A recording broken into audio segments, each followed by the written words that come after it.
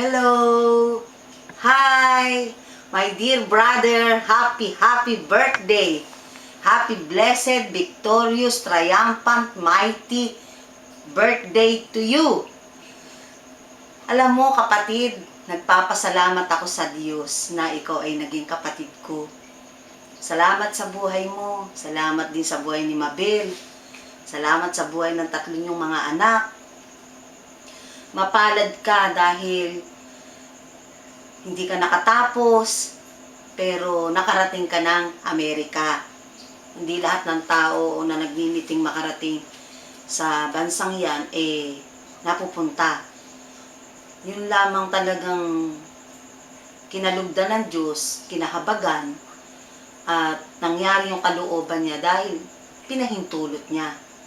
Kaya wag mo sayangin ang mga ibinigay na opportunity sa iyo ng Panginoon, kasama na iyong asawa.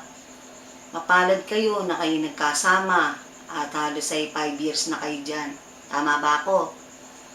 Kaya natutuwa ako sa Panginoon dahil sa kabila ng ups and down na nangyari sa buhay nyo, ay muli na kayong itinindig. Nakabangon kayo dahil buo ang determinasyon nyo na yung mga nawala sa inyo ay manumbalik na muli. Isang bagay ang dapat kong ipaalala sa inyo.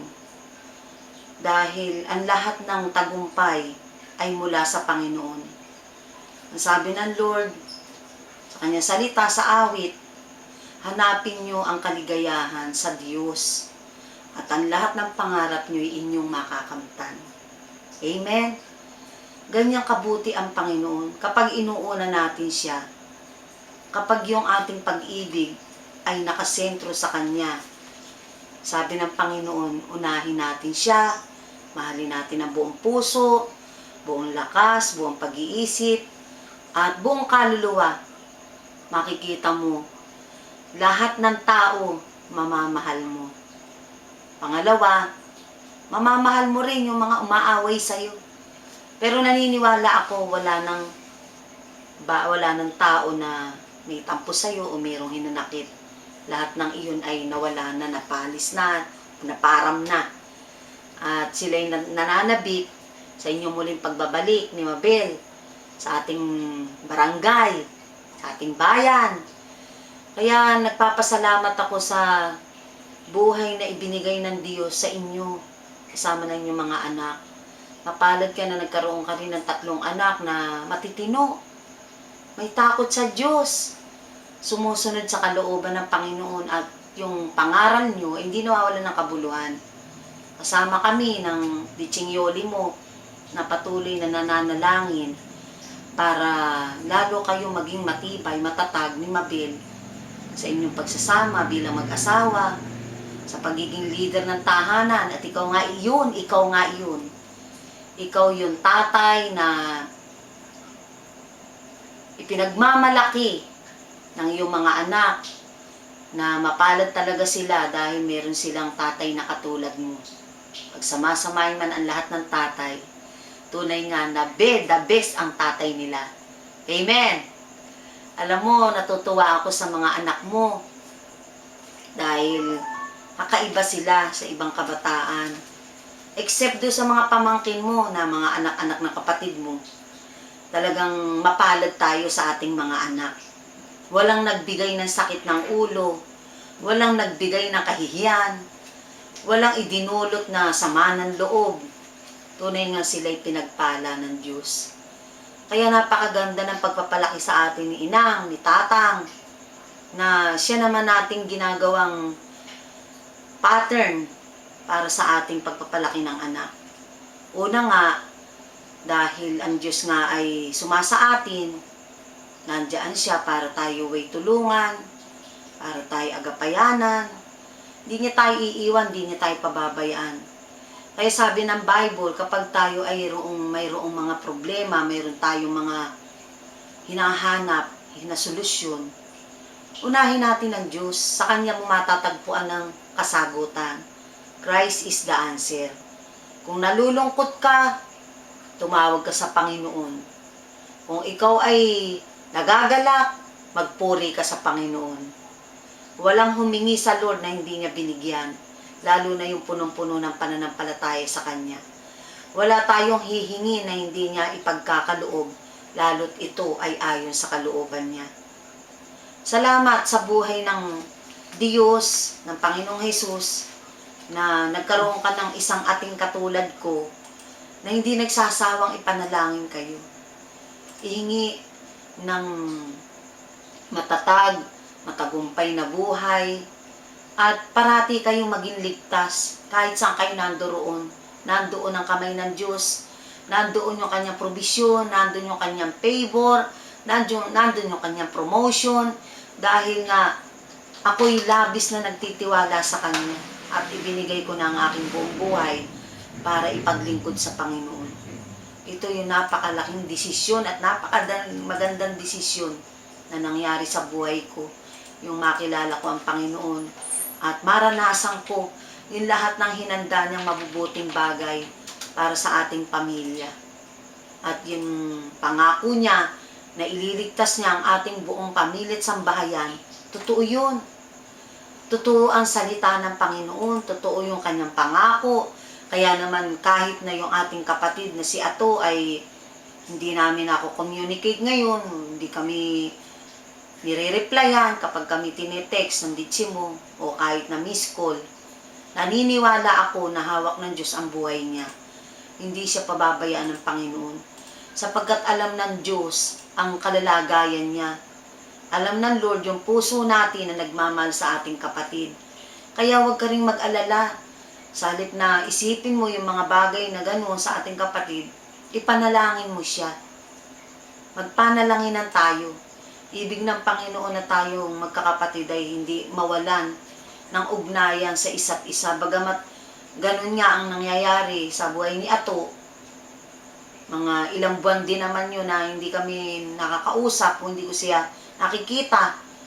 Basta't pinangahawakan ko ang Lord na nangako na hindi niya tayo kailanman iiwanan, hindi tayo pababayaan. At kahit nagkukulang siya, kahit na nasa kalagayan siya na nasa kasalanan, alam ko isang araw magbabago din siya, uuwi rin siya sa kanyang pamilya. At yung naputol na banding nilang mag-anak ay muling ibabalik ng Lord. Ang lahat ng pinapangit ng dyablo ay gagawin ng Diyos na maganda dahil may nananalangin sa kanila.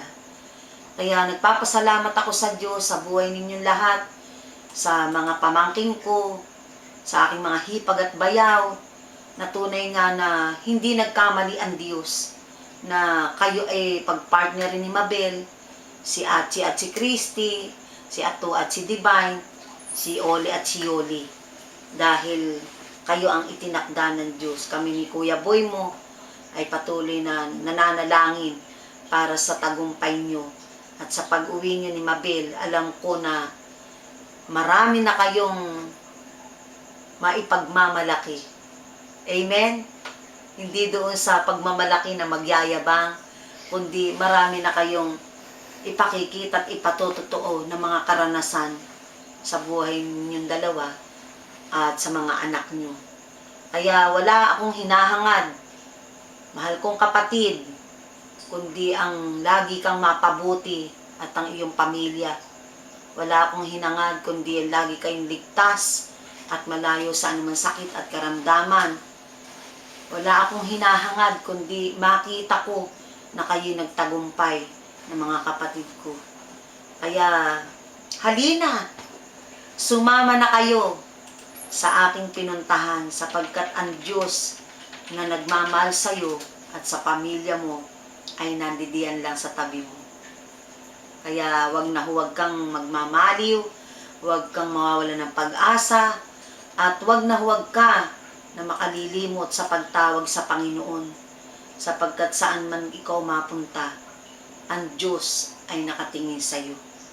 Ang Diyos ay nagbabantay sa iyo.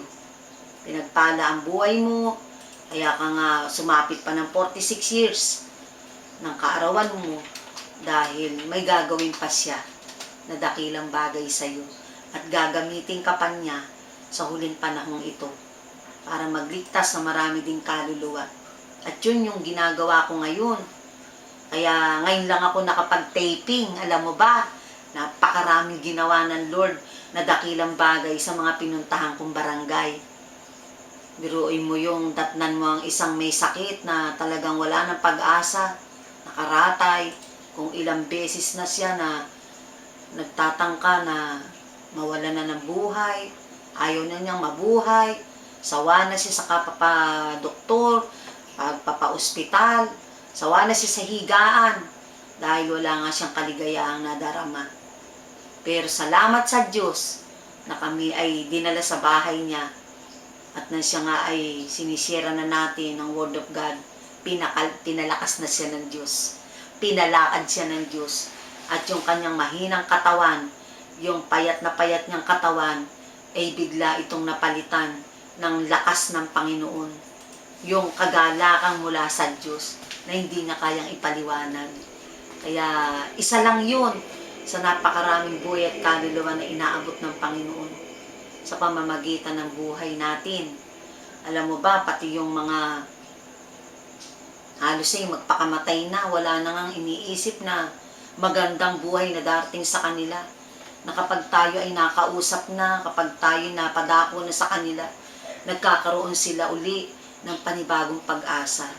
Dahil naunawaan nila kung gaano sila kamahal ng Diyos. Kung gaano ba kaimportante at kahalaga yung buhay na ibinigay ng Panginoon sa atin na dapat nating ipaglingkod sa Kanya. Mapalad tayo, yung pamilya natin, dahil kinahabagan tayo ng Diyos na mapasama sa totoong ministeryo, sa totoong lingkod ng Diyos. At kayo nga ng mga kapatid ko, alam ko na kasama kayo sa kaligtasan, sa malapit ng pagbabalik ng Panginoong Hesus. Tunay nga na wala akong masasabi kundi salamat Panginoon sa lahat ng kabutihan mo sa aking mga kapatid, sa aking mga pamangkin, sa aking asawa, sa aking mga hipag at bayaw, sa buong pamilya Miranda, sa buong pamilya Simbulan, sa buong pamilya Perez, sa buong pamilya Ramirez, Marasigan, Dimapilis, at Reyes. Amen?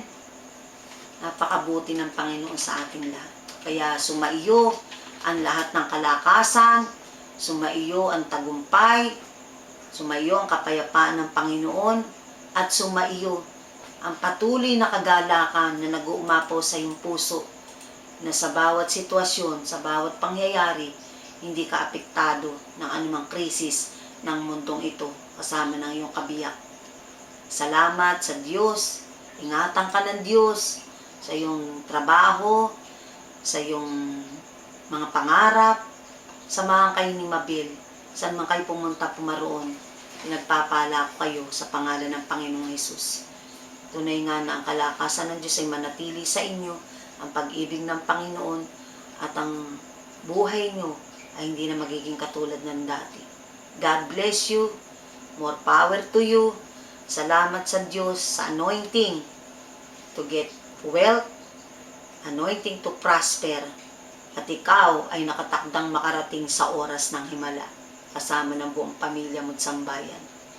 Thank you, Lord God. Ako ay may munting prayer sa iyo. Father God, salamat po, O Diyos, sa buhay po ng aking kapatid na nagdiriwang ng kaarawan ngayon. Bagamat ito po'y gabi na, alam kong ito'y nakahabol pa, O Diyos. Salamat po, hindi po importante ang oras, kundi po, Ama, ang pusong nag-uumapaw sa kagalakan na mabati ang aming mahal na kapatid. Salamat po sa pag-iingat mo sa buhay niya, sa 46 taon na ibinigay mo po, Ama, na pinagpala, mabunga, mapayapa, at pinakamasayang tatay sa buong mundo na nagkaroon siya ng 3 anak na biyaya at pagpapala sa buong pamilya po namin. Salamat po, Ama. Pagpalain mo ang buhay ni Boyet. Ilayo mo siya sa anumang disgrasya, sakuna, aksidente. Ilayo mo siya sa lahat ng gawa ng kaaway. Ilayo mo siya sa tukso at sa anumang kasalanan. O Diyos, ilayo mo po, Panginoon, ang aking kapatid sa sistema ng Antikristo. Tunay nga po, Ama, na ikaw po, O Lord, ang balutit kalasag ng buhay po ni Boyet at ni Mabel.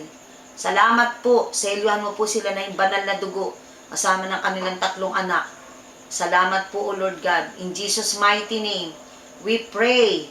And it is done, Lord. In Jesus' name, amen and amen. God bless you. I love you from the bottom of our heart. Kasama ng aking buong pamilya ay bumabati sa iyo ng isang 46-year birthday. Amen. Amen. Bye-bye.